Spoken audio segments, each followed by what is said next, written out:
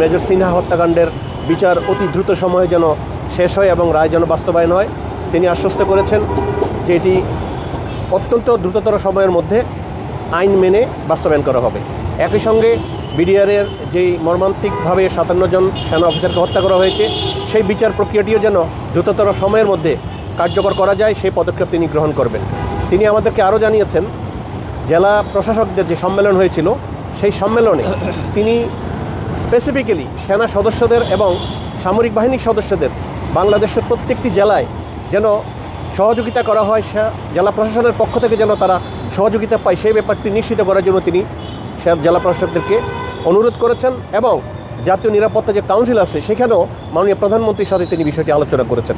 সুতরাং আমরা আশা করতে পারি সামরিক বাহিনীর সদস্যরা যে লেভেলেরই হোক, যেখানেই থাকুক, আমরা প্রত্যেকে একটা আমব্রেলার নিচে থাকব এবং বর্তমান যে আমাদের প্রতিরক্ষা উপদেষ্টা মহোদয় আছেন তার নেতৃত্বে একত্রিত থাকবে এবং আমাদের প্রত্যেকটি সুযোগ সুবিধা ইনশাআল্লাহ মাননীয় প্রধানমন্ত্রীর কাছ থেকে আমরা মাননীয় উপদেষ্টার মাধ্যমে পেয়ে যাব ইনশাআল্লাহ।